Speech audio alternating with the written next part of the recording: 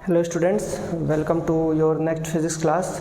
पिछले क्लासेस में हम लोगों ने मोमेंट ऑफ इनर्शिया तक हम लोग डायमेंशन पढ़ चुके थे कि डायमेंशन कैसे निकाला जाता है। तो डायमेंशन बच्चों कैसे निकाला जाता है, तो डायमेंशन के लिए हमको पहले उस किसी भी डिराइव्ड क्वांटिटी का अगर हम डायमेंशन निकालना चाह रहे हैं तो उस क्वांटिटी का हमको फंडामेंटल क्वांटिटी के साथ में रिलेशन पता होना चाहिए। वो रिलेशन लिखेंगे और वहाँ पे फंडामेंटल क्वांटिटीज़ को हर एक सिंबल से रिप्रेजेंट किया जाता है, तो वो सिंबल रखेंगे और उसकी पावर में कैलकुलेट कर लेंगे, तो वो हमारा जो भी आएगा वो डायमेंशन हो जाएगा उस डिराइव्ड क्वांटिटी का।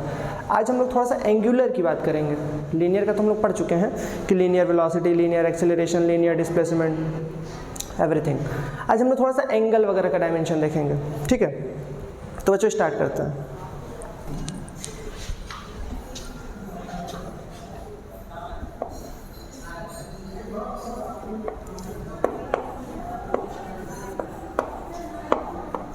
एंगल क्या होता है, तो एंगल का हम लोग देखने जा रहे हैं। ये है आपका 32।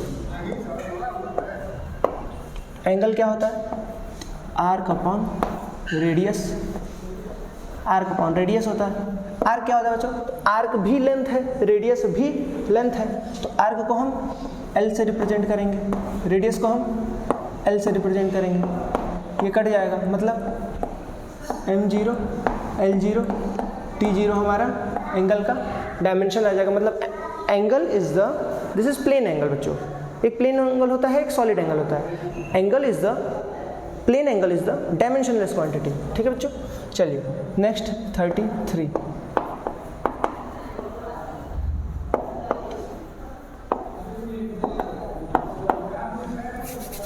में पहला दूसरा कर लो। एंगुलर डिस्प्लेसमेंट, इसको रिप्रेजेंट करते हैं हम लोग थीटा से। This is also the angle. Angular displacement होता क्या है तो मैं थोड़ा सा यहाँ बता दे रहा हूँ। मान लो ये हमारा एक सर्कल है, मान लो ये हमारी कोई पॉइंट है, ये हमारा कोई पॉइंट है O, ये कोई पार्टिकल हमारा, इसका position P, this is our radius. अच्छा ये मान लो P पार्टिकल जब टाइम t इक्वल टू 0 था तो यहाँ पे था। अब ये पार्टिकल जैसे ही टाइम बढ़ेगा, मान लो यहाँ पे एंटी क्लॉकवाइज मोशन कर रहा है, तो ये कुछ समय बाद हो सकता है यहाँ पे आ जाए। इसका पोजीशन अब P डैश हो गया, दिस इज आवर रेडियस। तो ये P से P डैश, ये हमारा पार्टिकल का डिस्प्लेसमेंट हुआ। मतलब सेंटर के रिस्पेक्ट में कितना डिस्प्लेसमेंट हुआ, तो सेंटर के रिस्पेक्ट में बच्चों ये डिस्प्लेसमेंट हुआ है theta. This theta is the angular displacement. Linear displacement क्या होता था, तो लीनियर डिस्प्लेसमेंट का मतलब कि एक पॉइंट से दूसरे पॉइंट के बीच की शॉर्टेस्ट डिस्टेंस, इसी को लीनियर डिस्प्लेसमेंट कहते हैं। एंगुलर डिस्प्लेसमेंट क्या होता है, तो एंगुलर डिस्प्लेसमेंट यहाँ से यहाँ अगर पार्टिकल गया किसी सर्कल पे, किसी आर्क पे, अगर पार्टिकल मोशन कर रहा है इन क्लॉकवाइज या फिर एंटी क्लॉकवाइज डायरेक्शन, तो सेंटर के रिस्पेक्ट में जितना एंगल वो कवर किया उसी को हम एंगुलर डिस्प्लेसमेंट कहेंगे। This theta is our angular displacement, ठीक है बच्चों।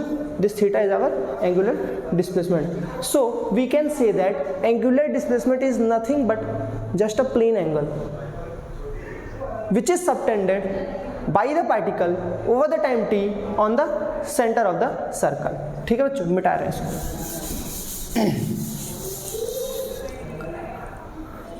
तो एंगुलर डिस्प्लेसमेंट थीटा, ये क्या हो जाएगा, ये भी जो इसका होता है ये भी एंगल ही है, तो m0 L0 T0। बोलो क्लियर। इसके बाद बच्चों 33 एंगुलर वेलोसिटी।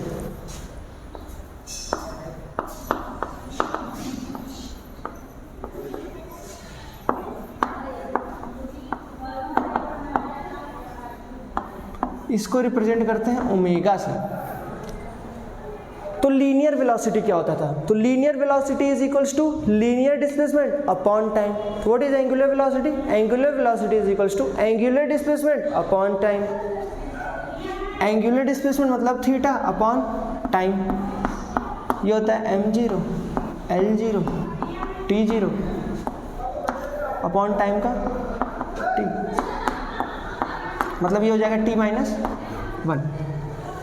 समझ में आ गया। 34 number. Angular acceleration,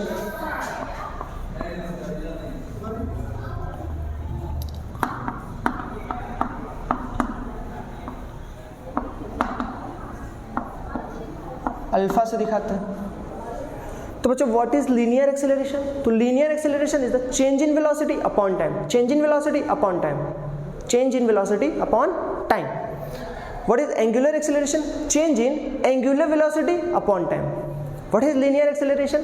change in linear velocity upon time. What is angular acceleration? Change in angular velocity upon time. Change in angular velocity, change in angular velocity upon time. Angular velocity का क्या होता है? t minus 1 upon time t, मतलब t minus 2, t minus 2। 35th angular momentum,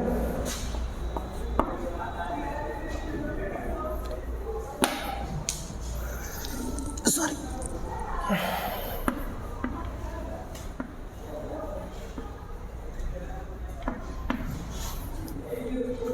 angular momentum क्या होता है? सुनो ध्यान से। लीनियर मोमेंटम क्या होता था? Product of mass and velocity.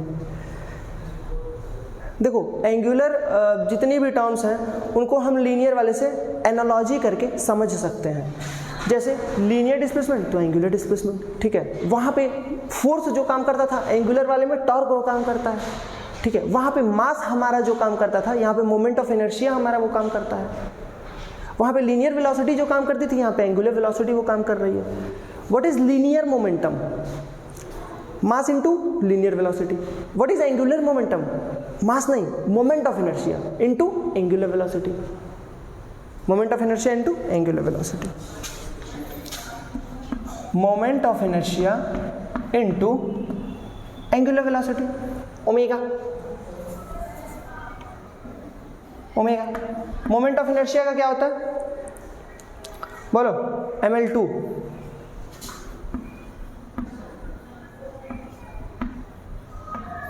Omega का अभी निकाले हैं t minus 1,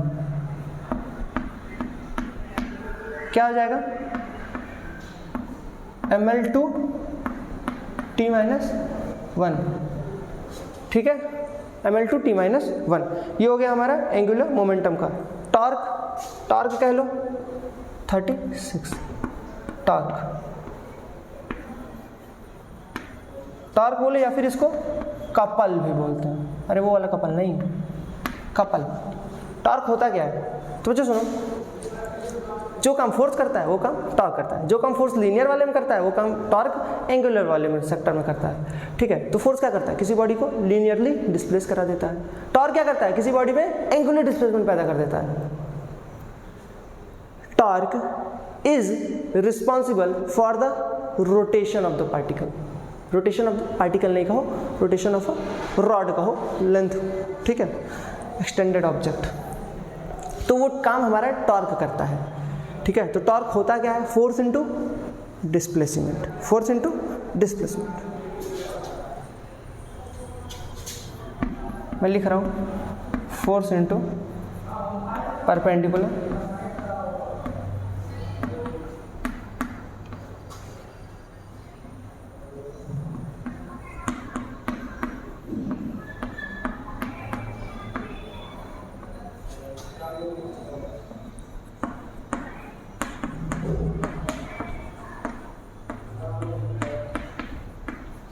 ml2 t minus 2, ठीक है।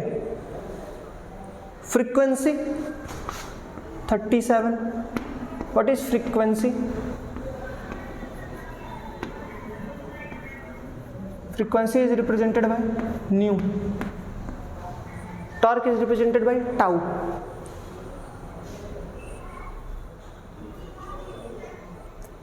फ्रीक्वेंसी क्या होता है?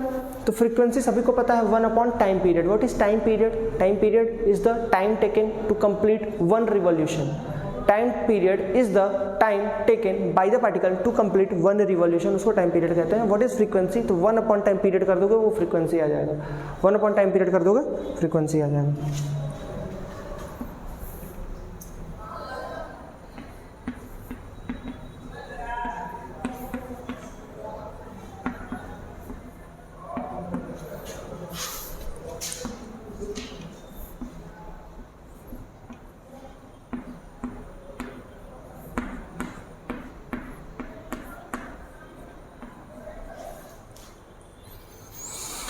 ठीक है, ये तो हो गई linear frequency. What is angular frequency?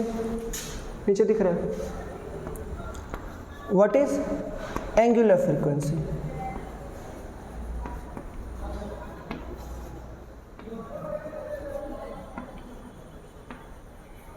तो एंगुलर फ्रीक्वेंसी को भी हम लोग ओमेगा से ही दिखाते हैं। इसका होता है 2 पाई न्यू। 2 पाई का कोई डायमेंशन नहीं, न्यू का डायमेंशन t-1। तो एंगुलर हो चाहे लीनियर हो, फ्रीक्वेंसी का डायमेंशन t-1 होगा। ठीक है, चलिए इतना आप लोग नोट डाउन कीजिए, इसको मैं रब करूंगा फिर नेक्स्ट कराऊंगा। चलिए स्क्रीनशॉट ले लिए होंगे, रब कर रहा हूँ।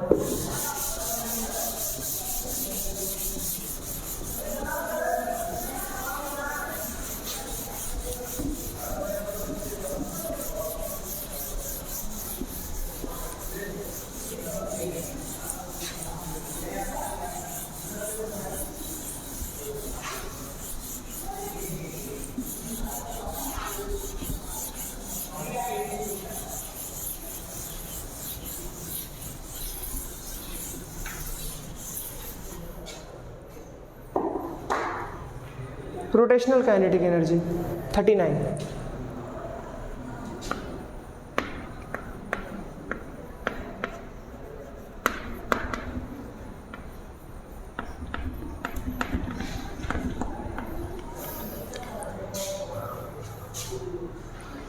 रोटेशनल काइनेटिक एनर्जी बच्चों, ऐसे काइनेटिक एनर्जी होती क्या है? तो half M V square. Rotational kinetic energy क्या होगी?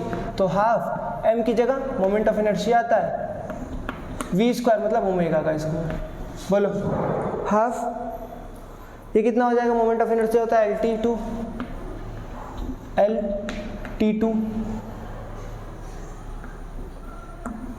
Omega square.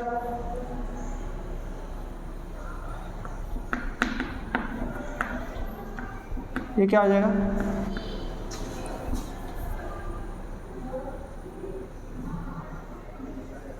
L।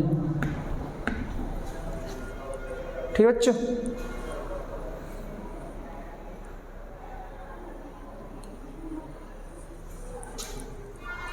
सॉरी एक मिस्टेक हो गया, ML2 मोमेंट ऑफ इनर्शिया होता है ML2, तो हो जाएगा ML2 T-2। ठीक है बच्चों, क्लियर? ML2 T-2 दिख रहा है? हाँ, चलिए ये तो क्या रोटेशनल काइनेटिक एनर्जी का। एंगुलर इंपल्स, एंगुलर इंपल्स क्या होता है? जल्दी जल्दी देखते हैं। एंगुलर इंपल्स, तो लीनियर इंपल्स क्या होता है? फोर्स इनटू टाइम होता है। एंगुलर इंपल्स क्या होगा? टॉर्क इनटू टाइम होगा।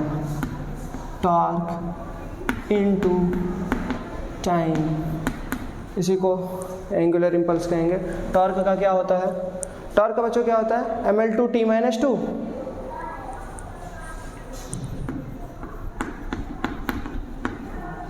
टाइम का T क्या हो जाएगा? ML2 T-1। ML2 T-1। ठीक है, इसके बाद बच्चों आपका आता है specific heat capacity.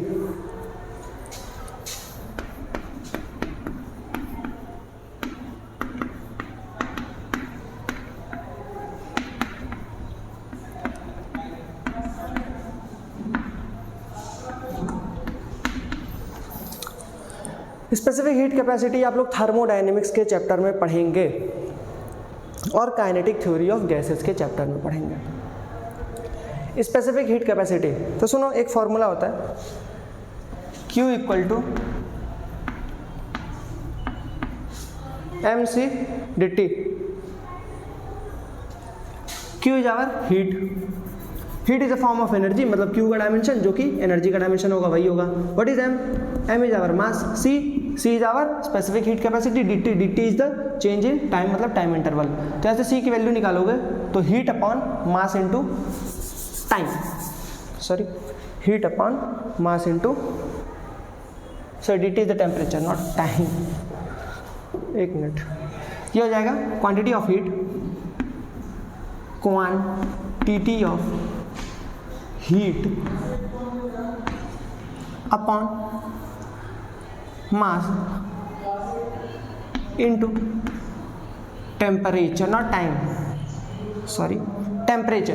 Quantity of heat मतलब heat is a form of energy, heat का मतलब एनर्जी, एनर्जी का मतलब ml2T-2, मास का मतलब m, टेम्परेचर का मतलब K, L2T-2 K-1, L2T-2 K-1, L2T-2 K-1। Clear है, दिख रहा है? हाँ। लेटेंट हीट,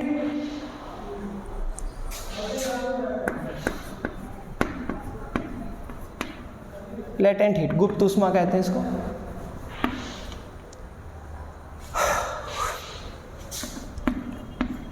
ये होता है Q अपॉन में M, मास।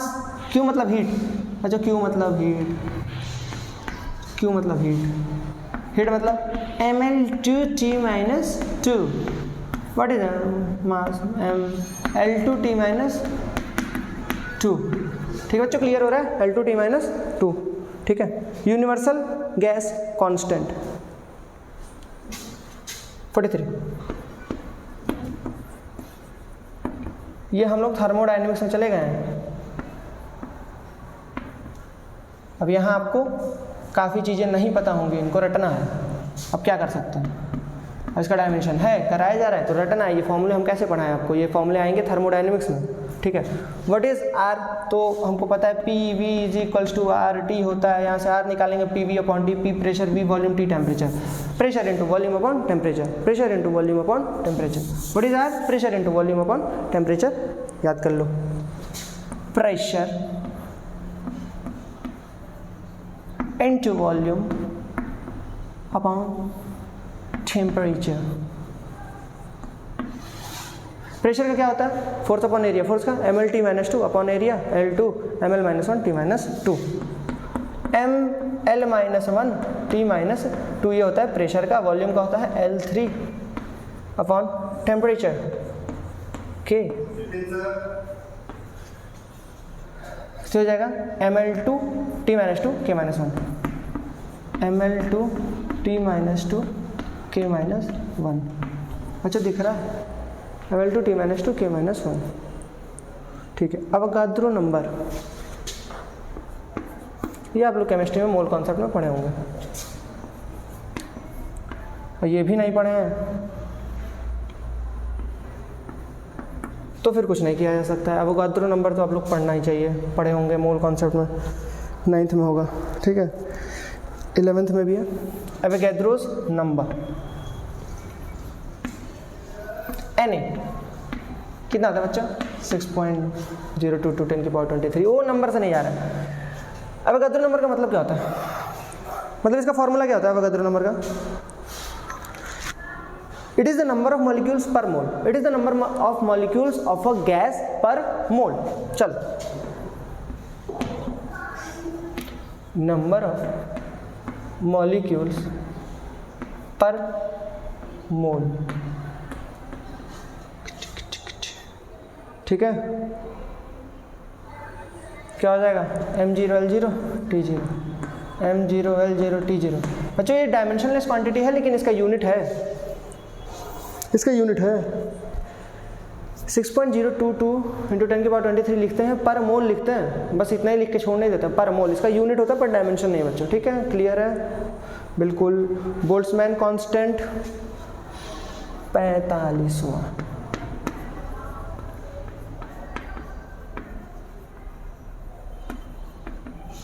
Boltzmann constant K R upon Na होता है। R का बोलो, ml2 T-2 K-1, ml2 T-2 K-1 upon Na का कुछ नहीं, खत्म, ये हमारा डायमेंशन होगा, ठीक है। क्लियर,